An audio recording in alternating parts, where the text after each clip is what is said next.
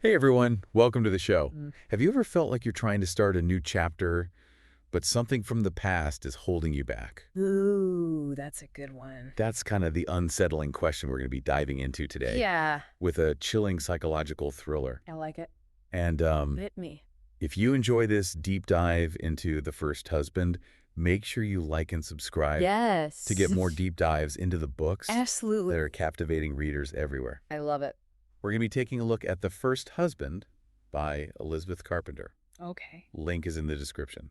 Awesome. It's a story about Leah, who's about to marry her fiancé, Matt, but is haunted by the ghost of her first husband, Callum, who disappeared 8 years earlier. Sounds juicy already. Yeah, but as the story unfolds, we discover that the past isn't as buried as it seems. Ooh, I love that. So what I thought was really fascinating about this book is how it explores the lingering impact of unresolved trauma. Yeah.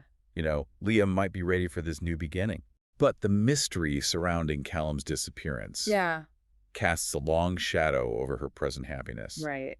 And I think the author uses this tension masterfully to create this sense of unease right from the start. Yeah, I agree. And I think that's a hallmark of a really good psychological thriller, is that like unsettling feeling that you get right from the beginning. Yeah, You know something's not right, but you're not quite sure what it is yet. exactly. And so to kind of set the stage, Okay. the story begins 8 years before the present day with Leah and Callum at Matt's parents' holiday home for Leah's 30th birthday celebration. Okay. And I thought it was interesting how the author uses this location as like a recurring setting, Yeah. almost like a character itself, Right. connecting the past and present in this really eerie way. I agree. And I think it's really effective because the holiday home becomes this like symbol of the past that Leah can't escape, Yes. right? It's a place where happy memories Right. are kind of intertwined with the trauma of Callum's disappearance. And by setting both the beginning and then the present day events Yeah. at the same location, I think the author creates this sense of inevitability, like history is about to repeat itself. Right. It's like the house itself holds secrets. Exactly. And speaking of secrets, we see cracks in Leah and Callum's relationship right from the start. Yeah. They clash over having children. Yeah. Callum keeps pushing it off, Mm. causing Leah a lot of heartache. And I think this isn't just a simple disagreement. It reveals this deeper power dynamic at play. Yeah, I agree. And I think Callum's avoidance of the topic speaks volumes about his manipulative tendencies. Ooh. It's a subtle form of control, keeping Leah emotionally dependent on him, All right. preventing her from moving forward with her life. And this is not an isolated incident. The author subtly plants these little clues throughout their weekend getaway Yeah. that hint at Callum's controlling behavior. Like when Callum tells Tanya, Oh, yeah. Matt's girlfriend at the time, that Leah doesn't want to fuss for her birthday, discouraging a celebration. Right. But later we see Leah confiding in Tanya that she actually does want some sparkle. Yeah.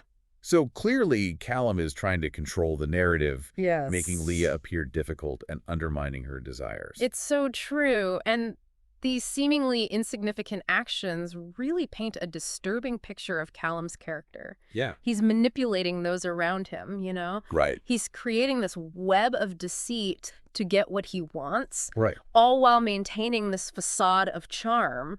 Yeah. It's classic gaslighting, making Leah doubt her own feelings and Right. perceptions. And then there's the bombshell Callum's secret financial woes.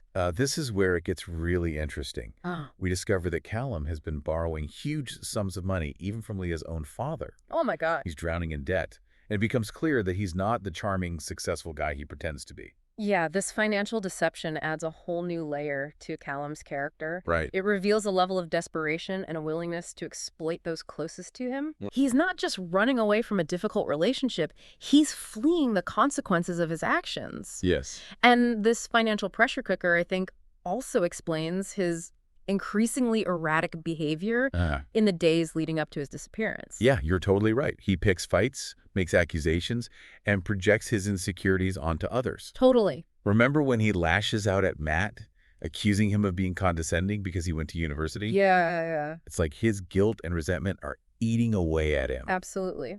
And it's interesting how the author uses these seemingly minor conflicts Right. to foreshadow the larger events to come. Yeah, Creates the sense of mounting tension, like something is about to snap. exactly. And then on the night of his disappearance, things come to a head. So after a heated argument with Matt, Callum storms out. Oh, boy. Leah later finds him in the kitchen making hot chocolate and talking about going for a swim in the lake. In the lake. Yeah, and despite her concerns about the cold water, he insists on going.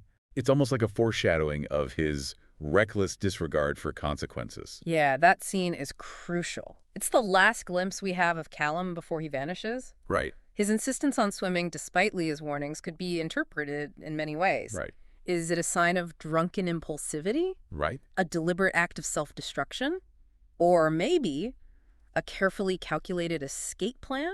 Oh. The author leaves it open to interpretation, Wow. adding to the mystery and suspense. It's a brilliant hook. And then, to top it off, the discovery that seals the deal. His abandoned wetsuit and jumper in the boathouse. Oh, wow. It's chilling because it confirms that something is terribly wrong. Right. But it also raises more questions than answers. Exactly. Did Callum drown accidentally? Right. Was he a victim of foul play? Or did he stage his own disappearance? Oh. The ambiguity is intentional, forcing the reader to become a detective alongside Leah as she tries to unravel the truth. Right. It's a brilliant hook that keeps you guessing and wanting more. It's a cliffhanger that definitely left me wanting to dive straight into the next part of the story. For sure. So we'll pick up Leah's journey in the present day after a quick break, Okay. exploring how the mystery of Callum's disappearance continues to haunt her life. Sounds good. Welcome back. We left off with Callum's chilling disappearance. So now, fast forward 8 years, Leah is on the verge of marrying Matt, the best friend of her missing, presumed dead husband. Right.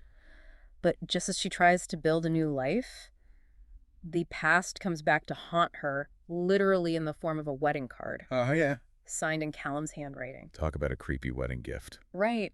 That card is such a brilliant way to kick off the present-day storyline. Yeah. It's a tangible link to the past that Leah can't ignore. Right. It's like Callum's reaching out from beyond the grave, reminding her that he's still out there somewhere. The card is more than just a spooky surprise. I think it's a catalyst for Leah's growing unease. Right. It reawakens that trauma of Callum's disappearance Yeah. and plants this seed of doubt about her future with Matt. Uh-huh. Is she really ready to move on? Right. Or is she making a mistake by trying to erase the past?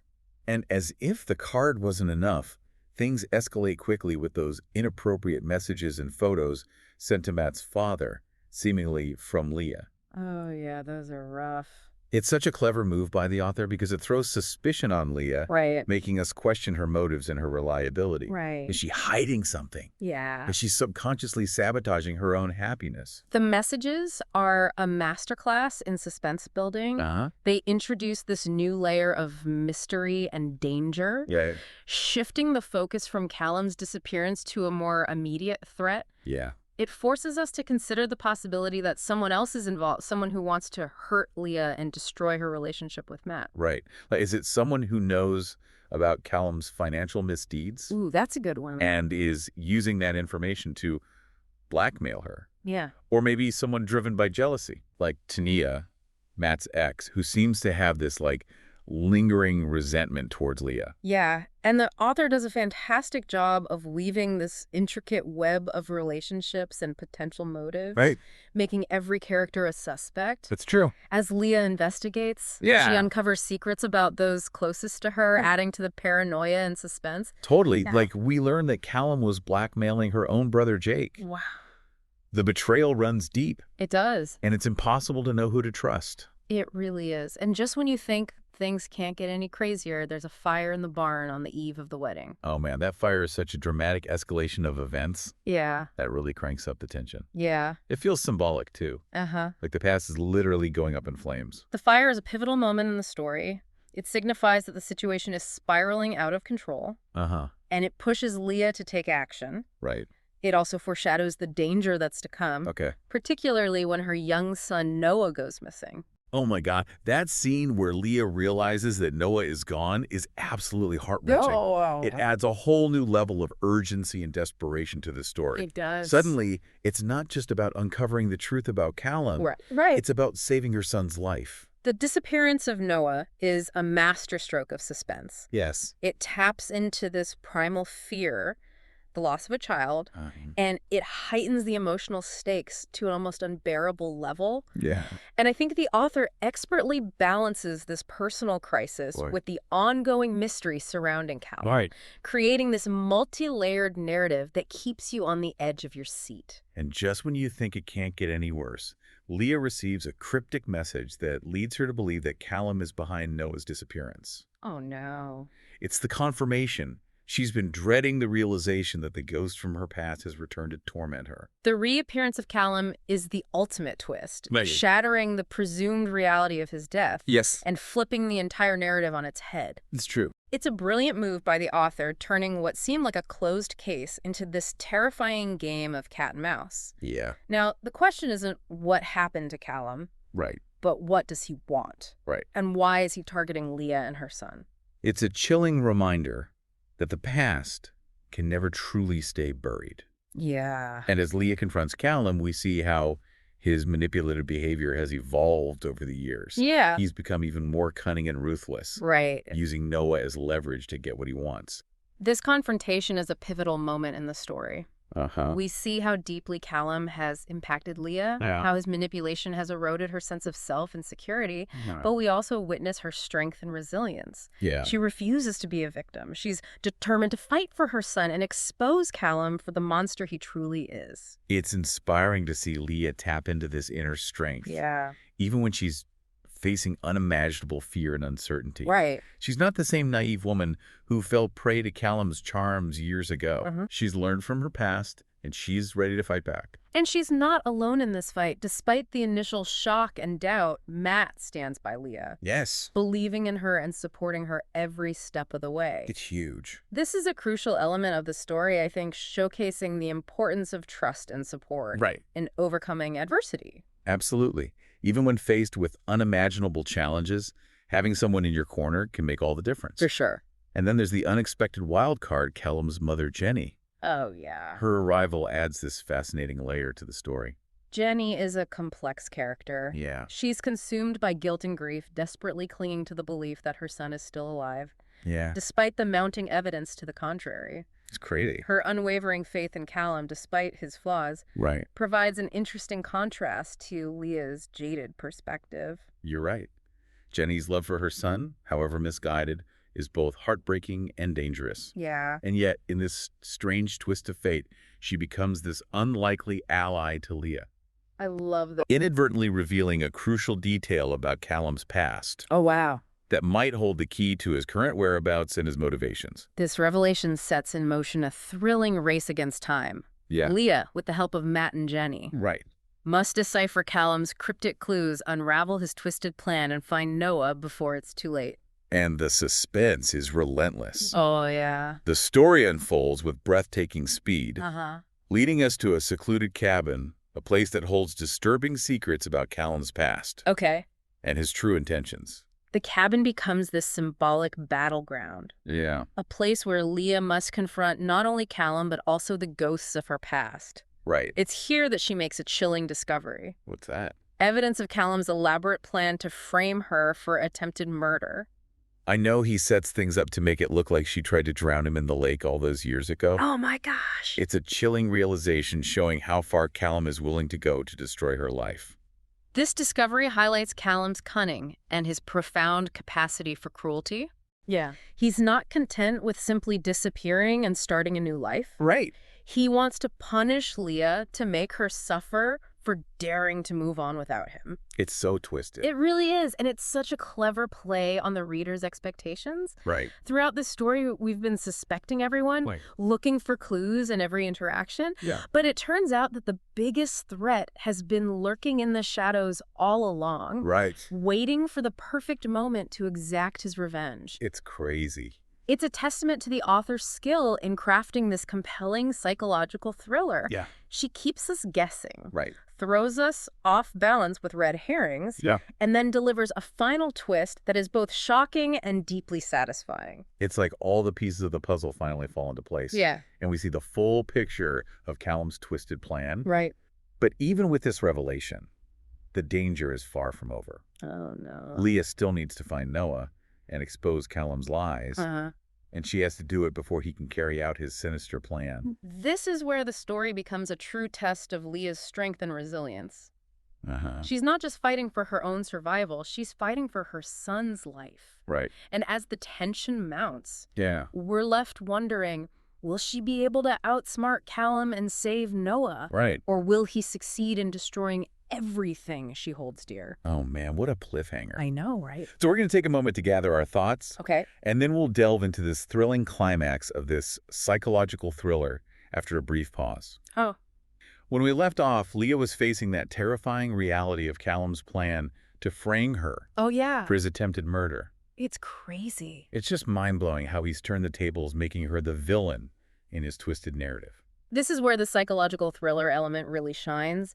The author takes that classic, unreliable narrator trope and flips it, Right. giving us a villain who's crafting his own version of reality and manipulating everyone around him to Right. believe it. It's chilling how easily he's able to play the victim. Totally. Drawing on his charm and charisma to gain sympathy, Yeah. while simultaneously plotting Leah's downfall.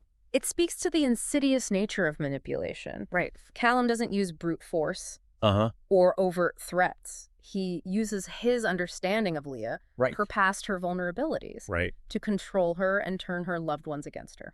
But Leah isn't the same woman she was 8 years ago. Oh. She's grown stronger, more resilient, and she's fueled by a mother's fierce determination to protect her son. Yeah, She refuses to play into Callum's games. exactly. She recognizes that Callum's arrogance and need for control are his weaknesses.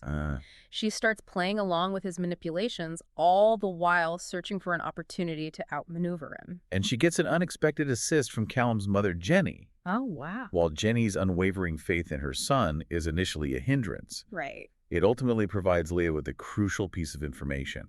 Jenny inadvertently reveals a detail about Callum's past, a hidden trauma that sheds light on his current motives and his plan for revenge. This is where the story takes on a breathless pace. Yeah. Leah, with the help of Matt and Jenny, races against time to decipher Callum's clues and find Noah. Right. The author expertly ratchets up the tension, creating a sense of urgency and dread. It keeps you hooked until the very last page. The climax of the story is a masterclass in suspense writing. Yeah. It's this high-stakes confrontation between Leah and Callum, Right. where the truth about his disappearance, his motives, and his sinister plan are finally revealed. Totally. And it all comes down to Leah's quick thinking and her deep understanding of Callum's twisted psychology. The resolution is both satisfying and thought-provoking. Yeah. It delivers justice for Callum's victims, but it also leaves the reader contemplating the complexities of human nature, the enduring power of trauma, and the lengths we'll go to protect the ones we love. So what does this all mean for you, dear listener? We've taken a deep dive into The First Husband, exploring its dark secrets, intricate plot twists, and the psychological depths of its characters. Absolutely. We've seen how the past can haunt the present, how manipulation can poison relationships, and how even in the darkest moments, the human spirit can find a way to triumph. And if you enjoy this deep dive into The First Husband, Yeah. be sure to check out Elizabeth Carpenter's other works. Oh, yeah. She's a master of psychological suspense, and her books will keep you guessing until the very end. I completely agree, and we'd love to hear your thoughts on the book. Yeah. What surprised you the most? Yeah. Which character did you connect with the most? Let us know in comments below. And if you're looking for more deep dives into the books that are captivating readers everywhere, Yes, don't forget to like and subscribe to our channel. absolutely. Until next time, happy reading.